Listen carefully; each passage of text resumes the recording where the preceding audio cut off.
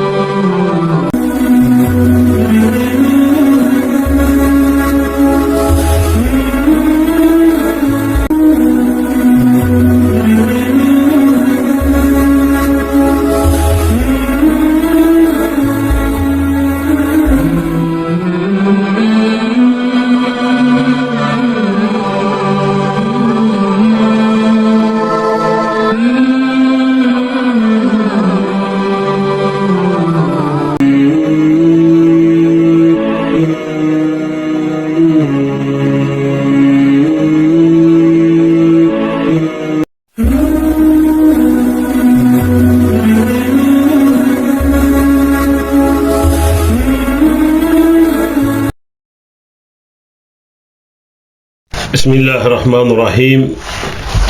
الحمد لله رب العالمين والصلاة والسلام على أشرف المرسلين سيدنا ونبينا محمد صلى الله عليه وعلى آله وأصحابه ومن تبعهم بإحسان إلى يوم الدين أما بعد كيمو درامي ولا مومو على اللنينونكا نكمو كفتيما السلام عليكم ورحمة الله وبركاته nata bi talato membe kanyandi muslim wala sankar lulun jang atil tang annabi su kono la fulan jang jumadul ula kila la madinata wuli kilin kemenani tan nani anin sanji saban jang ka kanyan tubabo la sankar tan nim fulan jang atil tan nin nani sanji wuli fulan sanji mu wanin kilin nata شرح تفسير أسر الأقير من القرآن الكريم من كتاب الزبدة ويليه أحكام التحمى المسلمة في سورة المجادلة إن شاء الله سبحانه وتعالى من آية الأولى إلى 11 آية إن شاء الله سبحانه وتعالى. أعوذ بالله من الشيطان الرجيم.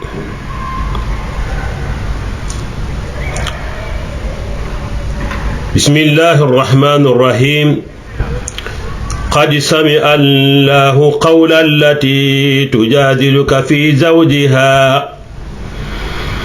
وتشتكي إلى الله والله يسمع تهاوركما إن الله سميع بصير. الذين يظاهرون منكم من نسائهم ما هن أمهاتهم إن أمهاتهم إلا اللائي ولدنهم وإنهم ليقولون منكرا من القول وزورا وإن الله لعفو غفور. والذين يظاهرون من نسائهم ثم يعودون لما قالوا فتحرير رقبة من قبل أن يتماسا ذلكم توعظون به والله بما تعملون خبير. فمن لم يجد فصيام شهرين متتابعين من قبل أن يتماسا فمن لم يستطع فإطعام 60 مسكينا ذلك لتؤمنوا بالله ورسوله وتلك حدود الله وللكافرين عذاب أليم. إن الذين يهادون الله ورسوله كبتوا كما كبت الذين من قبلهم وقد أنزلنا آيات بينات قد أنزلنا آيات وللكافرين عذاب مهين. يوم يبعثهم الله جميعا فينبئهم بما عملوا أحصاه الله ونسوه والله على كل شيء شهيد. الله سبحانه وتعالى أقول قد سمع الله والله إماري مويروكلي قول التي مسولكم ولا تجادلك منك إساين سيندي إلى كما كان في زوجها كما لكوت ay turaji'uka kalamu fi sanihi turaji'uka kalamu ake murundi kumo ka fi sanihi ala kuoto men keda kema ala kuoti wa tastaki ila Allah aka dala wosi kala koyta altallala an aisata radiyallahu anha qalat aisha ko tabarakallazi mansola kairo siyata wasi asamuhu menna moyo yiriwata kulla sayin fewbet inni akata aisha la asma'u kalama qawlata bint sa'alaba ndetunka qawlata lakum moyle mem sa'alaba di musotin anin kila be nyola tuma menna o tukhfa alayya ba'dahu ala kumodo kanukumma mbuke moy wa huwa atamusoni tastaki zawjuha akala muso lako dante ila rasulillahi sallallahu alaihi wasallam kada altalla lakila ka wahiya musoni taqula kafu ya rasulullah ala lakila akala sababi nafondinke ya domo wa nasarati lahu batani ngankono be konkonye hatta ja kabbira sanni fonsio keba yata wa anqata'at waladi din ulo kuntu tanna zahara minni aya ko dintelaka mbeko ko abama allahumma ya allah inni asku ilayka mari ntebe ndala wosila kate kan qalati aisha ko fama barahati musonyi me fonyo hatta najara jibril bi haula'i ayati jibril ni ayori jindi kila kan sallallahu alaihi wasallam قد سمع الله قول التي تجادلك في زوجها وهو أوس بن سامت أحد الأنصار مسوكي ما أوسلتي سامت دم مدينة كودو لمات التلاك والله التلا يسمع تهاوركما أقال فرولا كما ساين كان كما مرنيو كان أكامولي تهاورو ولا ما ليكما نيوي نتيا فيفنيافو أي ما تترجعان به al kamme murundi nyokan min kalame bin kuma kawr alko allajina mu'min ya yuzahiruna ika kodiyo ka minkum alkono min nisa'ihim ila musalla bimana jihara an yaqulu rajulun kewaya fo li imrati ala musoy anti ite ali yantema ka zahari ummi ibokol ko mbama ko kulo be nyamen mbama ko be nyamen bulu ifana mbo nyale mbulu ولا خلاف في كون هذا جهارا اكو فواليتي كينيا تنيله مكوديوتي الى مسولا altalla ko ma hunna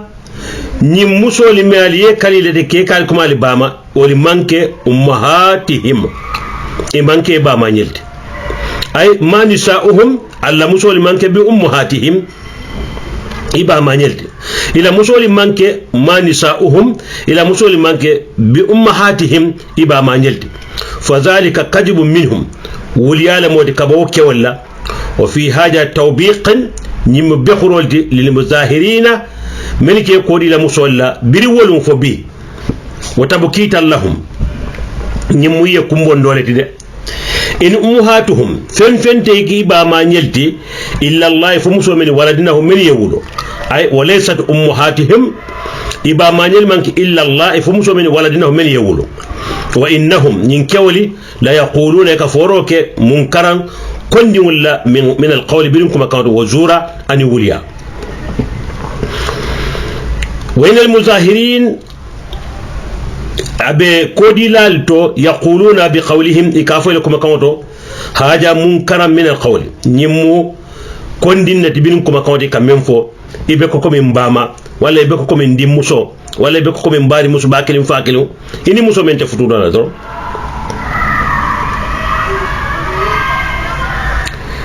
ay fizaan yunkiruhu shar'an nyimu barato kuma kondine di sariya way menko wa tasbihu zawjatahu wala mukela muso mulun dandi muso mulun tayandi allati muso me yutauha ikala nyoya ko mulun tanyore bi ummihi ba mala وهاجو أصد إهانة لأمه ينكو ما دويات باك كتم بامالا وزورا أن وليا الكذب من وليات وإن الله برألت الله لعفو ينفلا بال ماتي غفور أي بالغ العفو والمغفرة ينفلا بال ماتي أكنا مول تجيو كولا يجعل الكفارة عليهم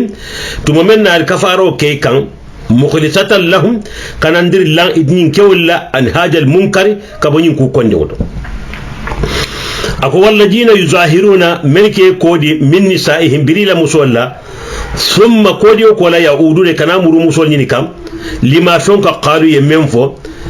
يعودون لما كانوا عليهم من إرادة الجماع إكامرو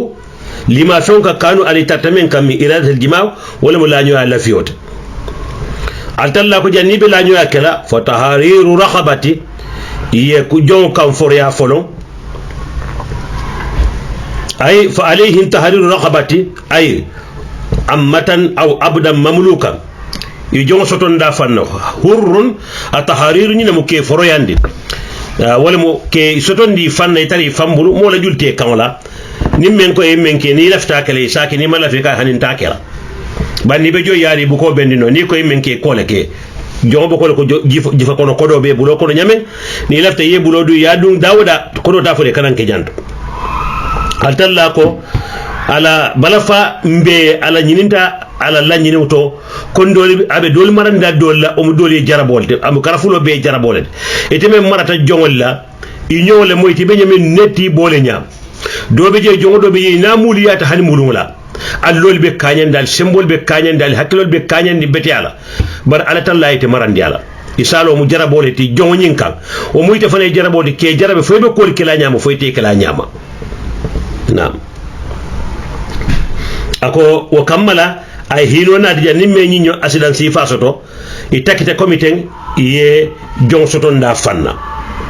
ya tarim fambulundi wala mo foroyat fa tahriru raqabatin ye jong tarim fambuli yandi ay amma tan kere jom musud aw abdun wala jonke mamlukun membe marali min ajali ma qalu muna kendi ba soto la fanna ñin jong ka foroya nin kammala yekuma kam min ka ko la muso ko be ko min mbama wala be ko min ndi muso wala be ko min mbadi muso ba ken fakelo wala be ko min mbinki muskare wala be ko min nandim kare men ni mabo ta ba ken fakele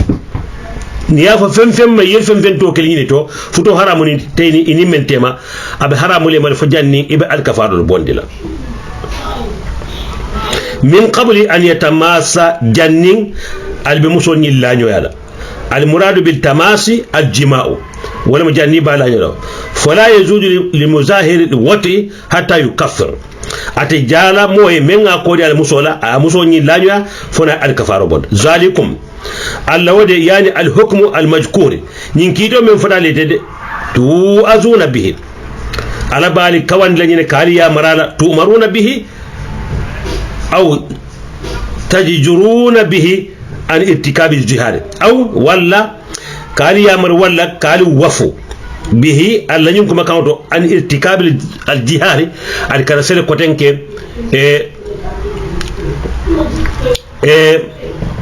كودينو لا الى مسولا كافا بكم من باما الكرسل كومو كان كوتك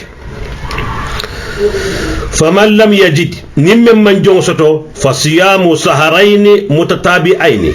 ibeskar fulana sunna mel be takri nyobala min qabli an yatamasa janibe ni musola nyo ala kotake baba ko penno yoga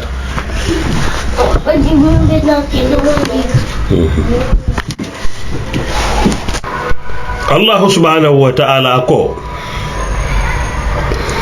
faman lam yajid fasiyamu shahrayn mutatabi'ain min qabli an yatamassa nimman jongo soto ka atarim fambuli yandi wata dun ilaki tobe bola jon kan foro yaro ta beta karfula sungula to fasiyamu shahrayn karfulo sungula mu tatabi aini men be takiri nyoma min qabli jannin an yatamasa ibni muso ya nyoyala faman lam yajid rahabatin nimmen man kan soto fi mulkihi la maroto wala tamkinu noteye min rahabatiha birin jon foryandoto wala mu jonte fanbulu ada sembete ni si jon sanka kan forya aw lam yajid rahabatan yastariha fa alayhi siyamu saharin walla ite jon sodla ka sanka kan forya ko bitilo tembe jame hanni mi alon ko ni ko kambano timmariu men si tiñanno do ko la asongo mo bi misali fe euro wuli keme misali fe yalo wosoto lati siyala ndel la banko li kan ka euro wuli keme bonni ka jongo san walla million kilim bete bulu wuli keme si la tan wala million kilinti bari jongo le be men sanna ata keri woto la kito murula siyamu saharaini mutatabi'aini ka karfula sun ka be na kinyo bayti lumbula til taworo da faaro tep wala til mu wani kono to da faaro e til talul ni kono to da faaro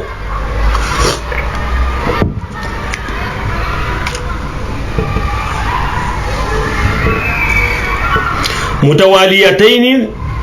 karfulo men belala nyo dala la yaftar fihima ite minne fulo kono fa ini farati niyemi astanifa adamuta kutake in kanat al-infitar li khair ujuri nandari lammi ketal amanke lanjuru kandi niyetili talulu ni saisu yemin talul ni kononton jang taw kama lanjuru teje ibata la kutakele kotake ilawtil taw lulu ni kononto me yamin saymi yasu nafatala baraji teje fanande katu tawtale altalla soso oto misiri mo lisano nyinte kundindi barafula saba yafo le muso nyebulale nye haramule ibokole ko mbama be mbulu nyame alsali hakilo mo jamala be jenola katu yele muso bulala min sa de signa saboti han sayni be tentendi futola atari muso nyimma futu ke ko tani mengela komi ina e la nyame anola futo e banni bularola walla sayala wala ya fankolon kaba wala futoto ala edo banni kola ina 50 futu kutola wo manke ibe tentendi be futola ngafo ibe jenola naam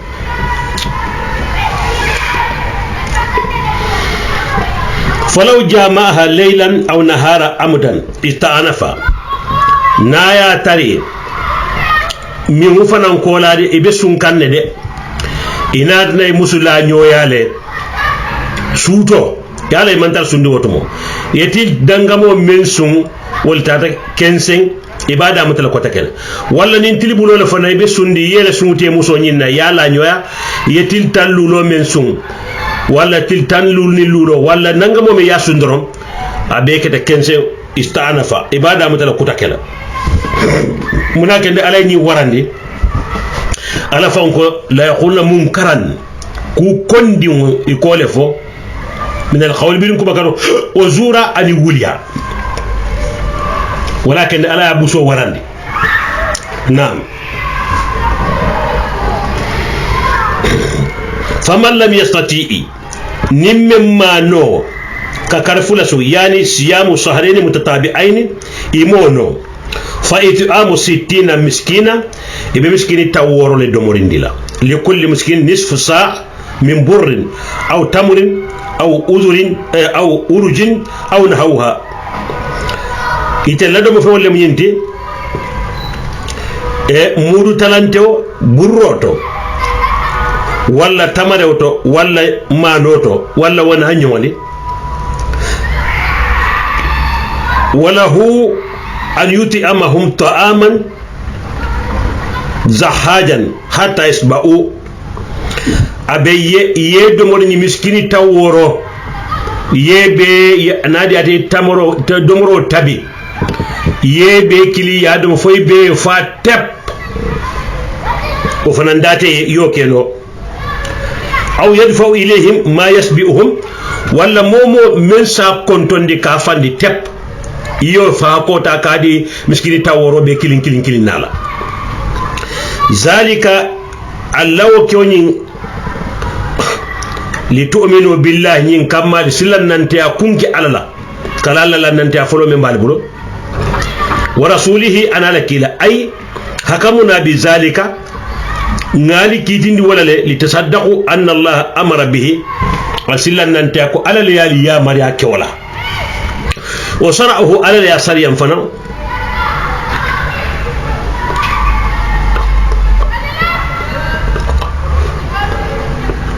وتخفوا إن حدود الشرع إساجا سلو سريع ولا نانيول تو الكني تامبي ولا تعتدوها الكني يندا سريع ولا تعتدوا الكني يندا إلى الدهار كتا كودينو كايلا مسولا الذي هو منكر من القول ومم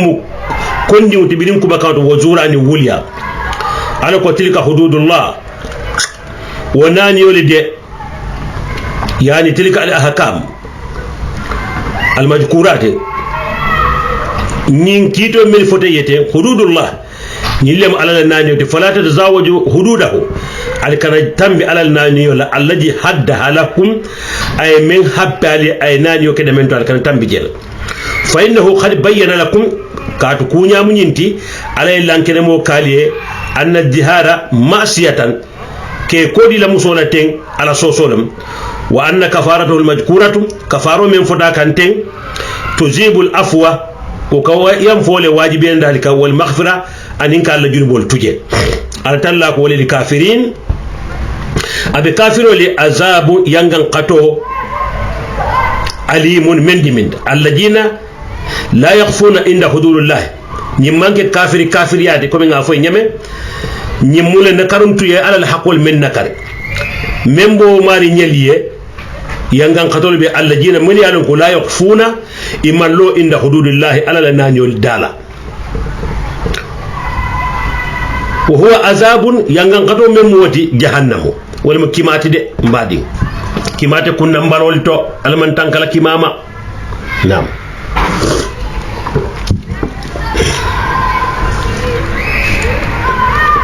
atalla ko atambita musonin kewala kumwala إن الذين يهادون الله ورسوله مؤمن يالون كو أتلا سوسو أنا لكيلا المهادة المساقطة والمؤادات والمخالفات المهادة والمساقة كاسوسو كوالي المؤادة كبلمبايا والمخالفة كوالي كياندا على اليامرول كالمؤادات kubitu ihalakitale kama kubita allajina min qablihim komi nga moli halaki janni telebina ay uzullu wa ukhuzu nge doyale nge malundi haribi ala bole ke kan fajani yawmal qiyamah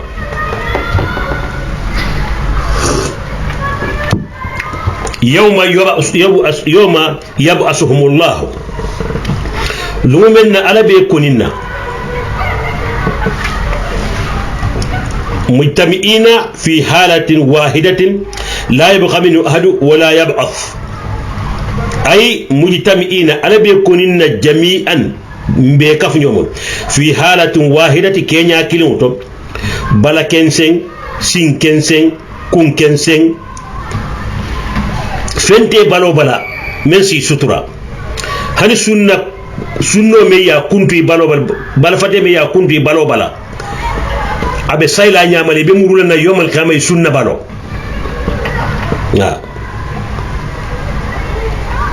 la yabqa minhu ahad lam yab'as motetu la koma memman kuni kabo saya sidoto bebe ma bela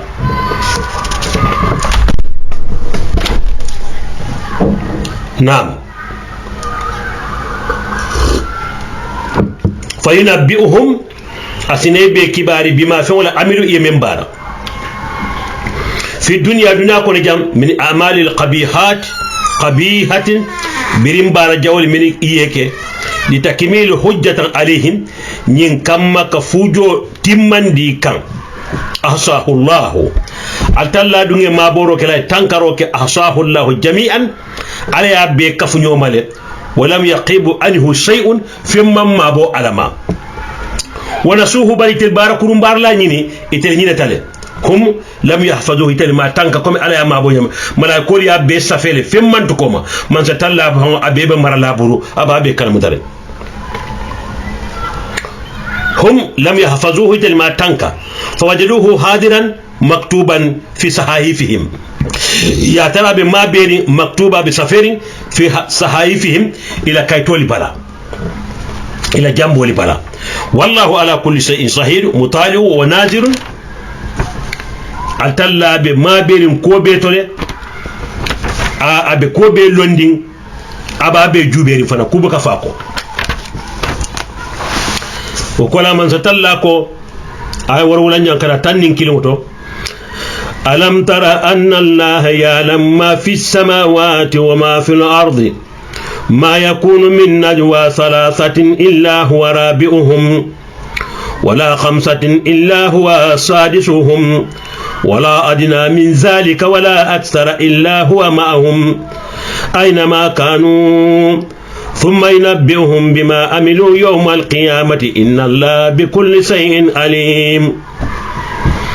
ألم تر إلى الذين نهوا عن النجوى ثم يعودون لما نهوا عنه يتنازعون بالإثم والعدوان ومعصية الرسول وإذا جاءوك حيوك بمن لم يحييك به الله ويقولون في أنفسهم لولا يعذبنا الله بما نقول حسبهم جهنم يصلونها فبئس المصير يا أيها الذين آمنوا إذا تنازيتم فلا تتنازعوا بالإثم والعدوان ومعصية الرسول وتنازعوا بالبر والتقوى واتقوا الله الذي إليه تحشرون إنما نجوى من الشيطان ليحزن الذين آمنوا وليس بضارهم شيئا إلا بإذن الله وعلى الله فليتوكل المؤمنون يا أيها الذين آمنوا إذا قيل لكم تفاسحوا في المجالس فافسحوا يفسح الله لكم وإذا قيل انشزوا فانشزوا يرفع الله الذين آمنوا منكم والله يرفع الله الذين آمنوا منكم والذين أوتوا العلم درجات والله بما تعملون خبير. التلاكو كيلا صلى الله عليه وسلم ألم ترى فيمالو أن الله قالت الله يعلم ما يفعلون في السماوات من بسمو لكونو وما يفعلون في الأرض من ببانكو لكونو أي أن علمه محيط على اللندو abe murmurundin bima fihi ma membe ni fulo beto ikono kono ni bantani itemol to bihaysu la yakhfa alayhi shay'un mimma fihima da wodan to fembuka altalla fembuka nukun alama membe ni fulo to sawni banko to ani kono membe kono fembuka nukun altalla subhanahu wa ta'ala ما يكون من نجوى أمن سوتو كاكي برين نيوجي نيويا ثلاثة موسبة ما يوجد من تنازي رجالا ثلاثة موسبة من كفو نيوما كنيوجي إلا هو رابعهم فألت الله سكي موسبة وناني جاون في الإتلاء جيرو تو كتر جيرالي ما على تلك النجوى الله بن يويا علي كل من ولا خمسة مولول من يوتري كبنك كل إلا هو فالت الله سكي صادسهم على ورن جامد على لندو لابي ما بيرالي في أبالي جيري أبال فوق مول بمويري إنه على سبحانه لأنه قال الله تعالى سبحانه سنعب مع كل عدد قلا أو كسرة على بي dandiro hapo belefe wo dandiro siyata ban walla doyata wo dandiro doyata walla siyata ya'lamu sirra ay kullu wa zahara nillan kenemo la takhfa alayhi qafiya nukum fembu kam nukum altallam wala adina amando ya mo sabati mo luluti min zalika katambi hapola wala aksara aman siyati fanan ay wala qalla min adad al majkuri ay sabo men fo walla lulo men fo hannal mo imo kilne dun ta kuta ko kuriya do ke damma alta Allah moy fulan jawta Saba nali fulan alamu saban jawta nali saban alamu nani jaw fokata asiyata nyawonya nam baba tu la sasi yogata nam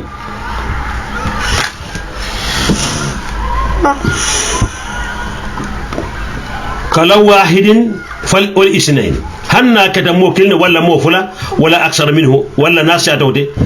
kal sittati wa sabati mo woro wala illa huwa ma'ahum fa al-sitari alfi يعلم ما يفعل يتنازعون به الكنيو كل يومنا لا يخفى عليه منه شيء أبقى نكون التلام الله يو كل يوم كولتو هندمني أينما كانوا يترتد داودا في أي مكان من الأمكانات الترتد دينكرا اليابين دينو ككفنيو مجيتو التلابو بكلمل ثم ينبئهم وكلاسين كباري أي يخبرهم أسي كباري بما عملوا يمنبار يوم القيامة لولو سنين ليعلموا أن نجواهم لم تكن عليه قافية ليعلموا إسالهم أن نجواهم إلى نيو كل نيو يانين لم تكن عليه قافية أمانك ألتلام فنكن نندي وليكون إعلامه إستري كان كلارو تبرين ساين لمن يتنازعون بالسوء توبيخا له تبكيتا من يالون كو بيتين كا كل كوكروني كان isi dandar la ka kankule kaje ko nyin kukar wala be nyaato nam be khuro anin do ya moyando wala be ye wa irijama lil hujjatin anin fujo yebulan nomale ina te talala woton tani tebbe nyin kumo nafa ben telle ndel mene nyin karanyoye bi nin ko mbe kullu la kuka mem mandiya ale mbe kullu la men nakola ba mari tora len kana kullu akola hannin kullu tembe silole ka bari mbe mem fo kam ndel fulole tulobe nyola bari mbe kuma kam men ka wala toro le be woto adum ba tonye kanne nkanaf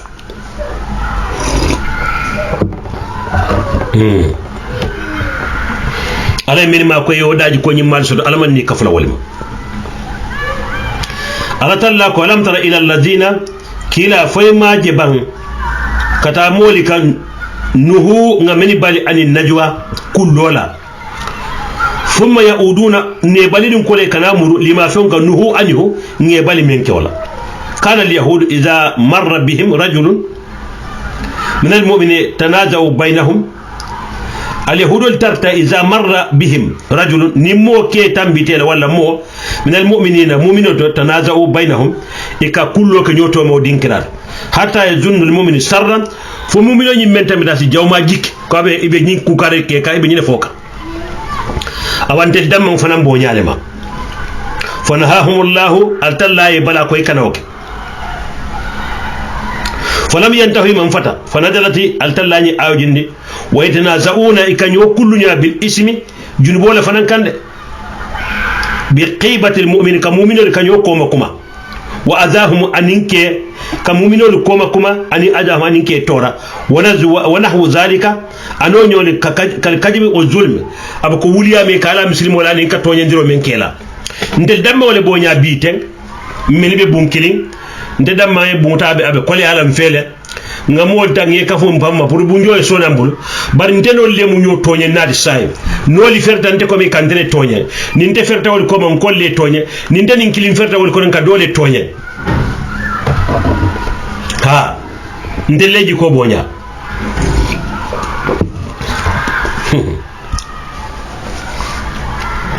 altalla ko وتنازعوا بالبر ويتنازعون بالاسم إكانيو كل نوع جنبول كام كوما كومو مؤمنو لكام أن ينكولي أن ينتونيندرو لكام والعدوان ما يكون فيه عدوان على المؤمنين أن ينجويا مؤمنو لجويا إكا كل ولا كفير جوال ددا بكي تورا ندل دمو فنان كولي كنيو لا بيتي لوتو باكلين فاكلين ولي fakili fa fuloli bakili fakili binki diwni mbari diwni nimbo do sinyo dinkiral to do kudlal to ndelle mo yo jawolte na wa ma'siyatu rasul ni al yahudo li kanyo kullu nya fanan ka kila soso mukhalafatihi ka kila wali ala fokum wonta ala ya marmella wa iza za'uka ni nate ka hayyauka ye konto bima contrôle lam yuhayyika bihi Allah ala mete konto menna al muradu biha nyinin ko nyin kumoto al yahud abe al yahudo le makano ياتون النبي صلى الله عليه وسلم كنا كلا كنكم فيقولون كافا السلام عليك يريدون السلام ظاهرا بنت لك كم يبيا كنتم كسلام لله وهم بريتل يعانون الموتى باطنا كمن كده كما كانوا ولا مسايد يقول النبي صلى الله عليه وسلم وعليكم kila ka foy ko wa alaykum abalima ikafa ni samu alayka saya be madete muhammad imaji muslimolin na muslimiya to baliya aketambe da kumod sama alaykum maaleykum sam maaleykum salam maaleykum salam maaleykum salam wala ni yajo ay men fo sama alaykum saya bali fanam ndella man ninga kunda ka fo salamu alaykum wala kisiti alide maaleykum salam kisiti ali fana yede ale ñojo wala la ñimbe mu na ken ñimbe sita ma muslimi añe topoto ma ken hamme kote fali mallo ila musol ni diwliye kanyim kumoli bambandi tulo kono biri dindima bira muso ta wato menna ka muso dale ñim kuma kawla ka ka ba karandilale muslimi diwle ngata muslimi banta hanide do koli be boli nyanta men kelay itela kato kola na man men kanyama nal kontiboda al qiyama itebe kanalala ala ba tele mutalala ila muso di dimole ban ni me kala mutandi ke kola no kola hapola ni man kana ala be ni bele mutala salamu alaikum modol fanan ben ko wol bukason ka salamu alaikum kumofo ni ko salamu alaikum ko abe nyaadi e bari ko e badi fana wota jode hay ndemanka arabu de manka sulati altalla bira adamu da alayhi salatu wassalam akay malaika ka fo hayna siri tayete konto salamu alaikum ibole fole yela moy be jola menna adamu tada alayhi salatu wassalam ay malaika ko da ko salamu alaikum malaika kay ko wa alaikum salam wa rahmatullah altallakum adama alayhi salatu wassalam haja tahiyyatuka wa tahiyyatu zurriyyatika akanyina mo ila kontroti ini diwle adama tumbuka arabu kam fo bara anadi wuli kanyo konto salamu alaikum nala ila bun ko le bada mutalaje ini la muso jannale din sodo biriya dan dai masuto men keno ke dai kai ko salamu alaikum akoy ma alaikum salaka hande ma alaikum salamatu assalamu alaikum wa alaikum salamu mun ya kendi foro ya kondo na ke kundan kala muso le folo en konto ma fotana moti de bari motar kila sunu ka fo kila ala muso le folo ka konto ma fo ni muso folo en konto basi be je mo foyede bari muso ma fo kane muso folo ke ma kontonde mo foye benna ado kenya la fo kam bar say temen ni ado ko muna kay teba fo lay folo e mus konto ka dalinde ala la nyim kumola ya morolam nyinti nin keno keda menga min saba ini la muso kay salamu alaikum jannate sonno mobe dallala fo yemuri la ado kan wala mo nin keno keda ta ay ko salta wuta ko salamu alaikum janna albe murlawte te folo ya dalindi nyinne ka fa salamu alaikum na ko ma alaikum salaka hani wa alaikum salam fo la muso ya no kar konon to min ay konota o kono janniya be jila ate niyo dalta wala daltala nindi niuna to ko janindi niyo diamono ko kay anyon kar konon to ko kartan sanji fulo be timmala janindi niyo ya fono salamu alaikum ata dinno be wulla nyaayel to wala ko dal bun kon dal be dunna bun kon salamu alaikum hanni mote bun kon ni dunde dimba kay ko salamu alaikum woto moy lamu so ne bunya to kon don ke ya bunyala ni mun nabi silmi atanyata baba نعم إكافة كلا نقول السلام عليك يريدون السلام ظاهرا إكمن لانكنا ما بنتلا ولا السلام عليكم كموت وهم ينعنون الموت باطنا إكمن كره كل ولا مو كرتولا ولا مساعد فيقول النبي صلى الله عليه وسلم على الكلا كافة وعليكم بالي فنانكم ويقولون في أنفسهم ikafa ifankono lalako ay fima bainahu inyotema kulloto laula yu'azzibuna Allah nantar arabin jarabilanu ay yangan katno bima naqul ngam en fo Muhammad kafa ko samu alayka yaquluna law kana Muhammadun nabiyyan ikafa nantar Muhammad annabiy molti sallallahu alaihi wasallam la'azzabna Allah tenno alabe yangan katno bima fona yatadammanahu qawluna nakumo kamen dundi nakumo kono to men firim min al استخفاف به nka feya ke kila la komenna wa khila almana law kana nabiyya la yastajibu lahu fina nantan annabiy mu'min tanna ta fale wa alaikum kata balu min foka kila dungalo newo bar ala ya daji ko ni menna bole tamandi kam haythu yaqulu alaikum tuma menna ka fa alaikum nantan annabiy mola tenna to folenu kadu kuma jawle motinu bara mahalonne walakin lundo biriko kila samu alaikum aisha ko wa alaikum samu walana saya batellema ani alala danko kila ka kanof aka fo kila fo mamay kamen fa ka hankay bar alama yamari ngoke haythu yaqulu alaikum walau waqa alaina almaut inda zalika hanna tar saya bulatan til kunna tumotono altalla ko make wonyama molanyini bari hasibuhum jahannam kanyan dawmu jahannama de membe kanyan ne la nyin kumolla ila nyin kumoli sumandabe kanyan ni memfe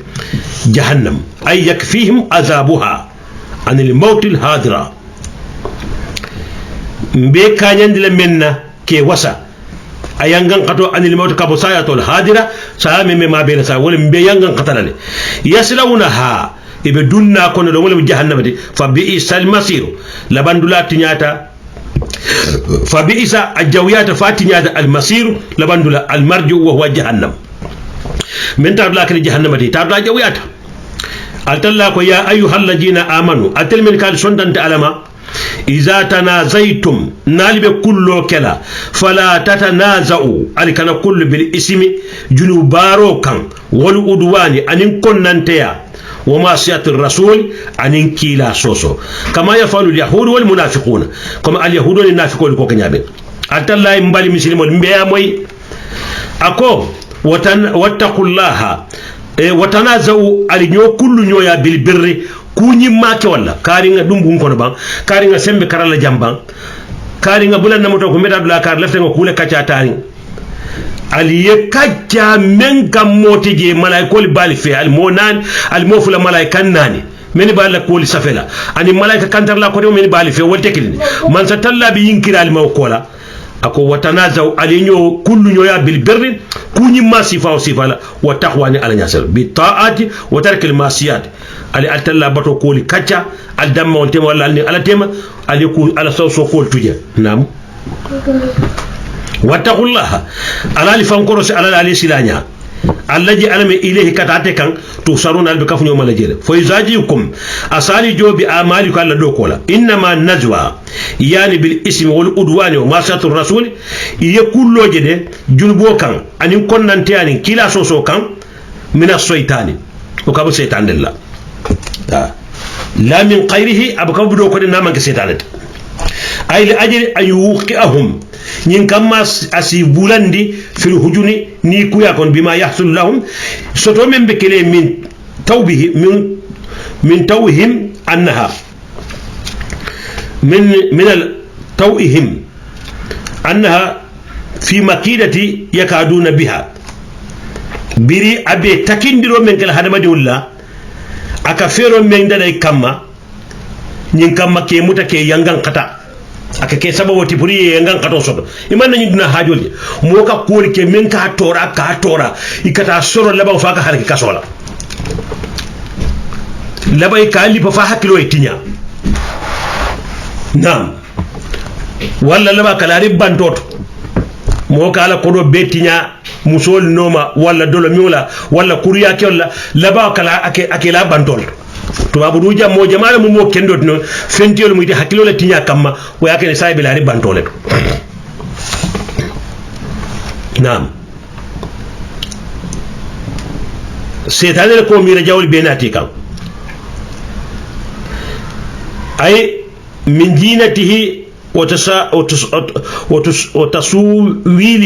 وتصويله أكنيني دو منك الين كوريا كما لا الكتاري كل تو أدم مسلوك البكتشارا كون كتارين تلوتة كاندرالي كوراران دولمو المنتر كورتورالي يكو كوتمو كنا اليسلا جنبات البكتشارا ساتو كنا كون البدولة كان الباتو ينكا سيتاني كو ونيني دار نياكورو liyahzuna alladhina amanu ala kunin kamma isi moli ni kuyandi min la ta'ala li ajali an yuqi'ahum ibulisa kamol ni kuyandi ke bulandi fanna fil hujni li ajali nin kamma an yuqi'ahum asi bulandi fil hujni ni kuyari kono bima yahsul lahum men be sedloye woto min tawihim ila takola annaha fi makidatin koybe ferole kono yakaduna biha ay fere ni fere jawmen walaysa bi darrihim shay'an altalla ko seytana men ke mu'min kendol torlade hani fendina walaysa shaytanu aw tunazi allazi zayyanahu shaytanu bi dar al mu'min shay'an min ad-darar seytane man ke fenti ay nyin kullu jawo men jankundi nyim woliye yuzayyinuhu shaytanu bi dar al mu'min shay'an kam mu'minol tora fenna wotekela min ad-darar bi man torodo illa bi idhnillah fona sawata ala lañini to ko seetane be ñim fere jawre itala harmadi wallahi dam ma baade dala ño kamma mumini mali wallahi be mumini ba do seetane ku dolla bari membe man to rosro ngala ñina ko le ba soto illa bi idhnillah fala la duño kam wa ala allah bi altalla kam falyatawakkal al mu'minun mu'minul siji ko la altalla kam ay يكلون أمره إليه يلا كول سمبني كذا ألتلاكم ويفوضونه يلا كول بينير في جميع شؤونهم إلى كينيا لمو بيتو كذا ألكان ويستعيذون بالله يتنكون ألتلا من الشيطان بن الشيطان ولا يبالون بما يزين من النجوى سايدا إلى حاجة ترلجي سيدنا كدومين بولا كوريا داي كما إلى حاجة ترلجي كذا ألتلا بيتانكلال أخرج البخاري ومسلم وغيرهما عن ابن مسعود رضي الله تعالى عنه بخاري عن مسلم عن تنول حديث قال عبد الله بن مسعود قال رسول الله صلى الله عليه وسلم إذا كنتم ثلاثة نال سبم فلا تنازي اثنين مو فلا كانت كل دون ثالث كسبان جوتجي فإن ذلك يحزنه وغاسون وندله فني علي داني كاري bidin hako boyndi yama ni nyimbe telephone don ha nyanta kule kaccala hadamadiya kule mo isi hako boyndi mbeta o kaccala ila tora taji inshallah man tam ho moto nye nali o bela no ka betiata ka ko faram fansa kendeke altalla ko innal ladina amanu mon yalon koy sonta alama iza qila lahum يا أيها الذين آمنوا تلمن قال سند علما إذا قيل لكم نيكالكو تفاسهوا اليرواندلوك في المجالس سيدلاتو أمرهم الله سبحانه بحسن الأدب altalla mu'minol yamari daji ko nyimmala ba'duhum ma abadi ndoli doyen ini mobe ku kilimban adde ku kilimban daji ko nyimma samba kan kuma nyimmal nin manya nyimmale hanna te ba jerin ko ite kamen fo ite woti ngo sedia le pat nga sedia mo ka fa nyonwe ko ite kamen fo ite woti aka jutuna ka bi wala daji ko nyimma kan ama kala suto ama kala tilto billahi nga sedia ni alquran kala ye hakilo tato ye kila ko mon kala keji le face à face amma fon kan wala modo kan baba yedaji ko nyima samba marika baba mo kaje ko ne wala diata dore te femfenti ine wala diata ada ka tani ka kuma di ma meni fo abe bendi mol tuloma abe bendi hakiloma wallahi wala be sonno mo bari mo ko den kaje ko nendi adam may bolela ite femfenti aka jutule kala kan atari tudumbe kabala marima ibabu nyaare ala ko be kantali bon baro nyaanya alama fo idaji ko nyima samba kuru samba marika biriyo longato amof أمرهم الله سبحانه بحسن الأدب بعضهم مع بعض أنت الله يا مرينا داجي كوني مال سامبا ندوي سامبا دو كام بالتوسعة في المجلس كيروا كنيو سيدات وعدم التضيق فيه أيتي ورا تاتا كدولس دتندي كان أوكي قال قتادة ومزاهد قتادة المزاهد كانوا يتنافسون في المجلس النبي صلى الله عليه وسلم يكيروا كنيو كلا سيداتو ikanyo saba kai yatanafasuna ikanyo saba bela miro pour yakata kirala fa umira an yufsahu ba'dahu li ba'd ala talla ya mari idoy yiri woke doy bekum ibe tar kila suto ya moto ibe tar nyati wala ni na be sile kamurmuro lek nam kila bu kebo nyoto abu kamo fisani moti kono ni kede nyaton ko di nyanta mala wonyale al mamo sutiyo al kalo kumandan mansa kew nyanta ila mol beje la nyakil walla iteme mu koto kede ba ne korda kon nyin don fembabul fente nyin domu lonnade nyin domu kurantode nyin domu jaade kenna i beje nyakil wala al be fana al koto je nyakil wala nyine mu toñati e bandiya bara wonyama ala si koto muta bulandi kunaye doya ila bunya kola la ila kondo dia kola wallahi doko mu de doko men kano ibadi umbete aya bulandi kuna setana ya bulandi kuna ake kumbondi ila fo kumoni la ke barolto bari yemunya yesabari yamfa ali tenten altalla ibatar le nyata be jolal ila sabaro kamal nam fafsahu akari yirwandiro ke yafsahillahu lakum ala siri wo kaliye fawassi'u ali yiriwo ke ñoye yuwassi'u Allahu lakum fil janna ala siri wo kali arjana ñi mangi kila da mandalati de ndel fanam bi mbe siri ndawoda hani sid la ne siral kono nga palaso di ñola il fula wala doko al dede ka ndo ite wuli ka si ndoke si no ko doke hani ndoke te si yenyi ayole mira pour isa joso di yomal qiyam itel mo kebate bari yatwaye wala doko yatu kebaye wala fula wala yato ate khairu ke nyoy ani duna ku ko tawli fana e kaje kamodo ni na denta do ku dulala misali fe allafta kam ciol ni yali bulaw do ku dulala akay detendi prate ya no ite bu kano ni ya sanka dal ka kele ni du ma sanka tele be ganyele teta dol ngani ni bele je nyala ye ngani ni je nyala la Allahu akbar alma tallahi kan nan kitabo kan nga fahamu nga bara mandiya de badi wala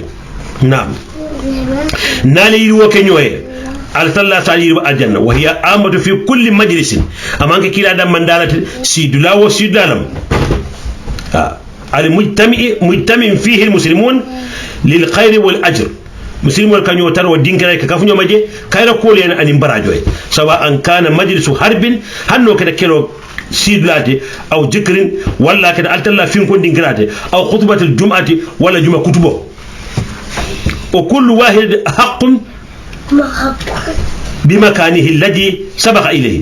كليو كلمو حكتي ولدي دين كلا لا فلو مور سابا من تأسيد جد برو نياو ولكن يوسع لأخيه أسيرو كاباد مال نعم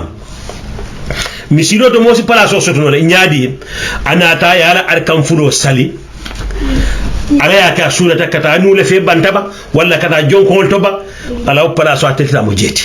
wala sidla na tele folo da sirinje je mata de banno bota je fansum palasite mobulu fona tari nimbe benna de men mo kummali nga dinkira to yewo mo alala adolati alala ya morolo bo subhanahu wa ta'ala na man ko to mali bele kanyanta dinkiral to nam wa kullu wahidin mo kili wakili haqqo atale nyanta dinkirala bi makani ala dinkira men الذي دينكرا من سبق إليه أي مول سابع جيسي ولا ولكن برو نياونا يوسع لأخيه أسيرو كابا ما وفنا يكون أتبي كونيا منتو يروا منتو دوسي بار يروا قال صلى الله عليه وسلم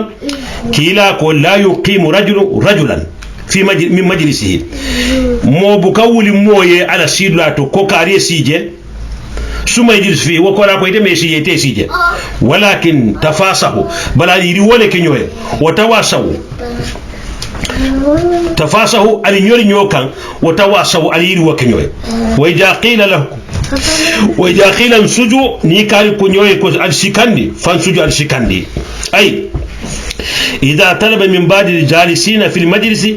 انهدوا على نيوري نيوكان من أماكنهم على ما فارد دينكرا منا على سيد لانتو ليجلسوا فيها نينكام دو كودم فنسيجي أهل الفضل بين موكمات في الدين دينوتو وأهل العلم نيلو نادي بالله على وأهل العلم بالله فليقوموا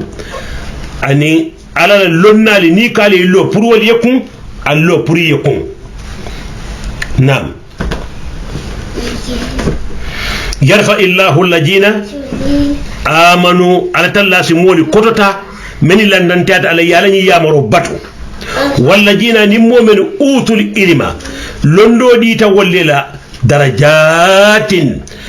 daraja be jabale be ballonna e be sonna ni jarabe ku jamale la ini la ni londi kendo me bela isi nyol ni la korda kili nyol ni wulu nyol ni kafu nyol nafa kan bar ni be setane modol nyatinde ke torala bar ye munya ye yam fe ma yele kol dada yefem fenno la kayra kol to ya dada ila ko ta bole no male barka fodo e karanta wote ko tala de fo yemben kara ya do kunde sabari man to kay kiriro kana o kayra kol kam wala mo ila dar do sikode يرفع الله الذين أوتوا العلم منكم على من أي لندو دي لا كنا سيسي كاندي درجات عاليات درجة كوتان في الكرامات بنيانا في الدنيا بين الدنيا وسبب أن يجورو في الآخرة اللاكرة يدرجو من سود الدنيا ومن فهم إلى الآخرة درجة الله فمن جمع الإيمان والعلم نمن الإيمان لندو كفنيمو رفعه الله بإيمانه درجات على سيكاندي لندو لا درجة الله ثم يرفع بعمله درجات أسنى سيكاندي فني لدو كل فن درجة كتنا ومن جملة ذلك يرفعه في المجلس إن بيك فنيوما سيكاندي نسيد لا تفنا imagine nillo nal doro ay afan isaje molbe wala binda si ni mu darajo dila londo ni alake buñara londo ni buña melke buña ye horoma yalo ñewol lem ñinte dole be je wol sila fi wulula dole be je ye wuluno le fan dole be je fulan ko to le mod dole be ko to le mod dole be je do ko le mod ko dole bole bulu wol fana mo daraje ndon baniti na dore la londo ke dube e kay fama jiye to londo ñin topoto ye barala kullo ni banke oto ala ke daraja renti moli kono bay manke mo daraje ila do do kondi naam wallahu bima ta'maluna qabir ala tallamu lonna leti fewla al kamini bara nina mu wala dati binga men soto yem badin nga futundo ke kumato naman be sahabo fe o mun tela lombali ata junbo mun te damman tati alma talla yam falam bema nimbenta sahabo be damen ite wala nyini alma talla mbi baraji alma talla ga kinga kitabo nyin timmandi kayra kono alman tankala fawaroma anin fayito ni famfo anin kaban fammo anin kajutu molla alman tankala ni mankur jawol bema kanaduna kuntunya sonandi mbul kambe kanandi buli sama ala fere jawo sifa nabe kuma kamoto abe kebarol to abe juberol to abe lamorol to abe mirol to abe domo fo abe sidifanol dot alman tankada ala masi jawo bema momina e tankan ko ni be balurin kono alman talla en kafo wala kafoma ani men be be kaburul kono na wulula nin karam wala ani alfal be alman talla ya fo kenni be ani ndel fana men wuluka ani men be wulula kambe dun jannatul firdaus al ala kambe tanka jahannama ma wa sallallahu ala nabiina muhammad wa sallim subhanakallahumma wa bihamdika ashhadu an la ilaha illa anta astaghfiruka wa atubu ilayk